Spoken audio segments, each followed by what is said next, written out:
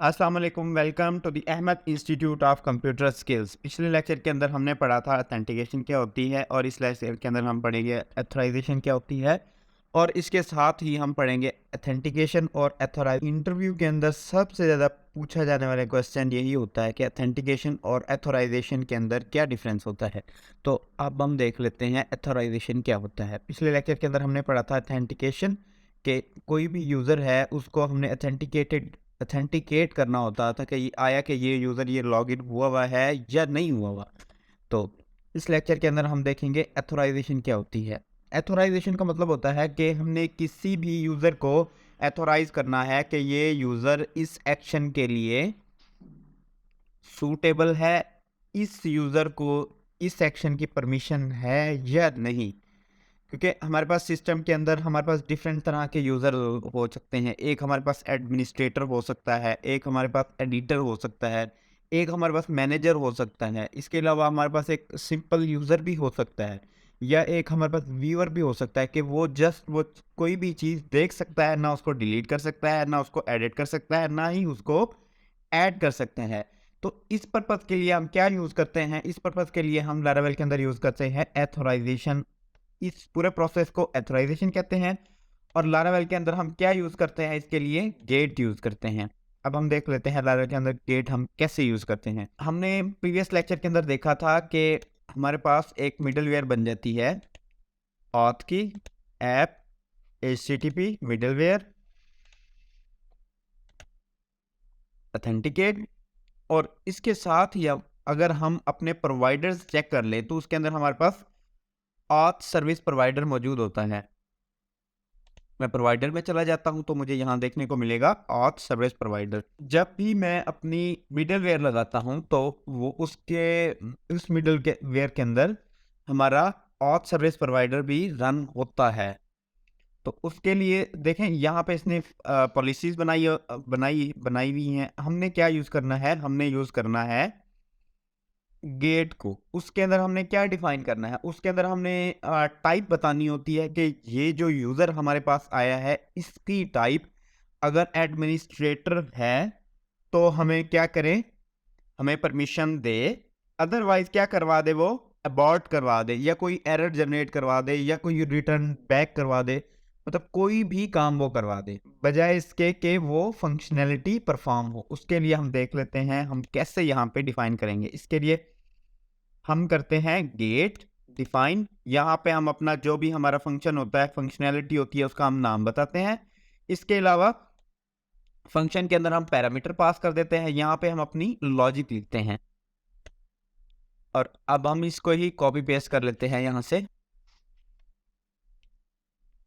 अब मुझे क्या कर लेना है? यहाँ पे यूज इल्यूमिनेट स्पोर्ट फसाड और गेट, मुझे यहाँ पे क्या करवा देना है? इसको यूज करवा देना है। एक तरह से आप इसको इंपोर्ट भी कह सकते हैं। मैं इस क्लास को इंपोर्ट कर लेता हूँ, और मुझे जस्ट यहाँ पे क्या इंपोर्ट करवाना है? यूजर इंपोर्ट करवाना है, क्योंकि हमारे पास पोस्ट तो है नहीं। अब इससे पहले हम क्या कर लेते हैं? हम एक कॉलम ऐड कर लेते हैं जिसके अंदर हम बता देते हैं कि इसका रोल ये है, और उसके बाद हम यहाँ पे अपना रोल का मतलब जो भी हमारा ABCD नेम होगा हम वो डिफाइन कर देंगे। हम क्या कर लेते हैं? एक माइग्रेशन के अंदर, यूज़र की माइग्रेशन के अंदर हम अपने एक कॉलम बना लेते हैं, PHP artisan make migration add role column table. User है हमारे पास, टेबल कौन सा है हमारे पास? यूजर्स का। एंटर किया, माइग्रेशन बन गई।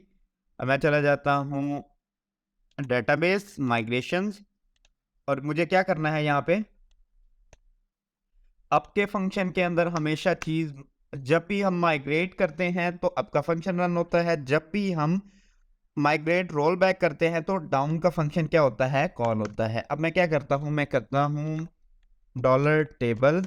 ये देखें यहाँ पे वो कहता है इस टेबल के अंदर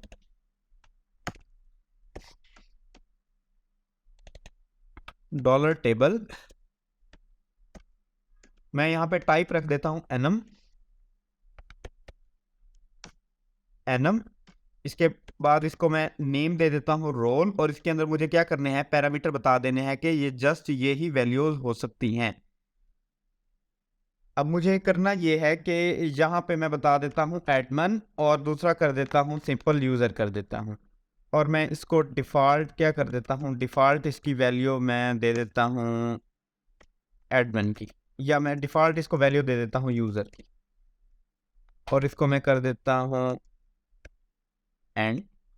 अब मुझे क्या करना है, सेम जिस तरह से मैंने ये कॉलम ऐड किया है आपकी माइग्रेशन के अंदर, ऐड के अंदर क्योंकि हम कॉलम को माइग्रेट की PHP आर्टिजन माइग्रेट की कमांड के अंदर क्योंकि हम इसको ऐड कर रहे हैं, इसी तरह से हमें डाउन के कमांड के अंदर इसको डिलीट भी करवाना है। तो हम उसके लिए क्या करेंगे, टेबल ड्रॉप। अब मेरे पास कौन सा कॉलम है, रोल का कॉलम है, तो मैंने क्या कर देना है, ड्रॉप कर देना है। अब इसके बाद मुझे क्या कर देना है, यहाँ पे रन कर देनी है PHP आर्टिजन माइग्रेट। अब आप देखेंगे मैं डेटाबेस के अंदर जाके आपको दिखा देता हूँ, मेरा एक नया कॉलम ऐड हो गया होगा। अब मैं अपने यूजर्स के टेबल के अंदर जाके देख लेता हूँ। तो यूजर्स के टेबल के अंदर मैंने जाके देखा क्या हुआ, यहाँ पे एक नया कॉलम ऐड हो गया रोल के नाम से, और रोल के अंदर क्या हुआ, डिफॉल्ट उसकी वैल्यू कौन सी है, यूजर की। तो अब मुझे क्या करना है, अब मुझे करना है ये है कि मैं कहता हूं कि जो ऐड कैटेगरी है, ऐड कैटेगरी जस्ट वो कर सके जिसकी टाइप क्या हो, एडमिन हो, यूजर ना हो, और डिलीट भी सेम वही कर सके। अब अभी जस्ट मैं ऐड के लिए फंक्शनैलिटी बना लेता हूं। मुझे क्या करना है, अपने ऑथ सर्विस प्रोवाइडर के अंदर जाना है, और मुझे यहां पे लिखना है ऐड कैटेगरी, और मुझे यहाँ पे रोल बता देना है कौन सा है जी, यूजर है। और अब हम देख लेते हैं इसको हम यूज कैसे करेंगे अपने इसके अंदर। आप इस तरह से इसको यूज कर सकते हैं, if not operator get allow update post. अगर उसको हमने देखना है ऐड कैटेगरी, जो हमारा फंक्शन हमने बनाया है उधर पॉलिसी का नेम बनाया है, जो हमने गेट का नेम दिया है उसको, अगर हम बताएंगे कि अपडेट ऐड कर सक, अगर वो यूजर कैटेगरी को ऐड कर सकता है, तो हमने क्या करना है, यहाँ पे अपनी फंक्शनैलिटी लिखनी है ऐड की, अपडेट की, जो भी हम करना चाहते हैं। अगर वो नहीं कर सकता, उसको परमिशन नहीं है, तो हम क्या करेंगे, अबॉर्ट करवा देंगे 403। तो अब मैं क्या करता हूँ, यहाँ से कोड कॉपी कर लेता हूँ, और अब मुझे कहाँ पे यूज करना है इसको, अपने फंक्शन के अंदर कैटेगरी, ऐड कैटेगरी, क्रिएट के फंक्शन के अंदर मुझे क्या कर लेना है, इसको यूज कर लेना है। और अब मुझे क्या करना है, यहाँ पे क्या पास कर देनी है, get illuminate support facade, import करवा दिया। और यहाँ पे मुझे क्या करना है, पोस्ट पास नहीं करनी, ऑटोमेटिकली वो वहाँ से क्या करेगा, यूज़र को गेट कर लेगा, क्योंकि ऑथेंटिकेटेड जो भी यूज़र लॉगिन होगा। और यहाँ पे हमने क्या करना है, अपना गेट का नेम डिफाइन कर देना है। अब क्योंकि हमने यहाँ पे लिखा कि यूज़र क्या कर सकता है, अलाउ कर सकता है, मैं यहाँ पे कर देता हूँ कि एडमिन, जस्ट एडमिन कैटेगरी को ऐड कर सकता है। अब आप देखेंगे कि अगर मैं इसको रिफ्रेश कर लेता हूँ तो एक लॉगिन का मांगेगा, मैं इसको पहले लॉगिन कर लेता हूँ। अब अगर देखें मैं यहाँ पे क्लिक करूँ, अगर मैं यहाँ पे क्लिक करना चाहता हूँ इस पे, तो मुझे देखेंगे यहाँ पे एक एरर आ जाएगा 403 फॉरबिडन। क्यों? क्योंकि मुझे परमिशन नहीं है। अगर मैं डायरेक्टली इधर से जाके अपने यूज़र को यूज़र का रोल चेंज करता हूँ, मैं यूज़र से इसको कर देता हूँ एडमिन, तो अब आप क्या देखेंगे, मैं रिफ्रेश कर लेता हूँ पेज को। जब मैं अब ऐड न्यू कैटेगरी पे क्लिक करूंगा तो आप देखेंगे यहाँ पे मैं कैटेगरी को क्या कर सकता हूँ, ऐड कर सकता हूँ। ठीक है, अगर इसी तरह से मुझे लगानी है, सेम डिलीट पे लगानी है, तो मैं क्या करूंगा, यहाँ से इसको कॉपी एंड पेस्ट कर दिया मैंने, और यहाँ पे मैंने लिख दिया डिलीट कैटेगरी,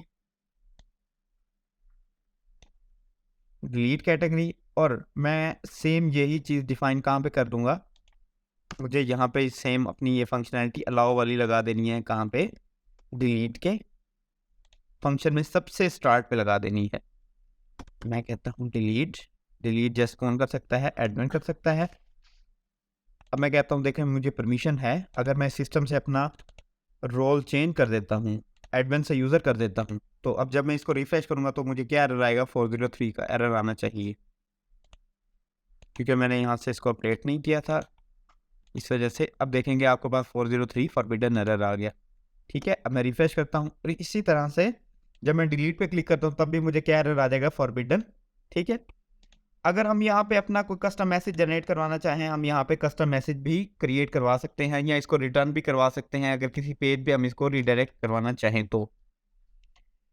अब हम देख लेते हैं कि एक नई चीज़ मैं आपको एडअप करा देता हूँ कि अगर रोल यूज़र है तो हमें ना ऐड न्यू कैटेगरी का बटन शो हो, और ना ही हमें डिलीट का शो होना चाहिए। तो इसके लिए मैं क्या यूज़ कर सकता हूँ, मैं यहाँ पे देख लेता हूँ, if get for user allow.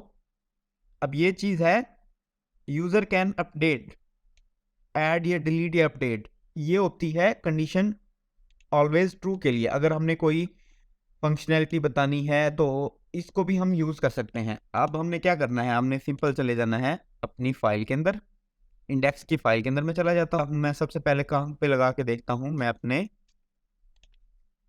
Add के बटन पे लगा के देखता हूँ। यहाँ पे मुझे क्या करना है, @if, और इसके अंदर मुझे अपनी ये पॉलिसी ऐड की डिफाइन कर देनी है।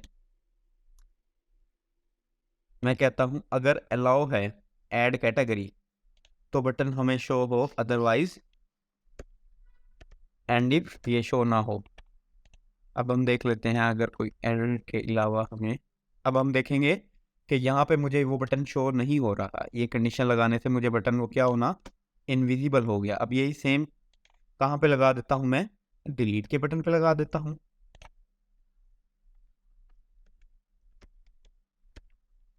तो अब आप देखेंगे यहाँ पे मुझे डिलीट का बटन भी शो होना बंद हो गया। अगर मैं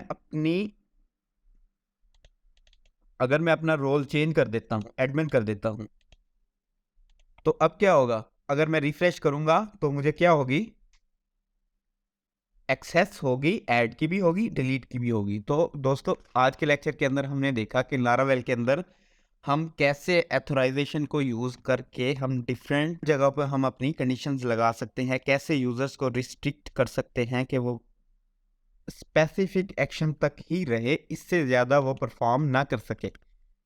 तो और इसी लेक्चर के अंदर हमने देखा कि ऑथेंटिकेशन और एथोराइजेशन के अंदर क्या डिफरेंस होता है।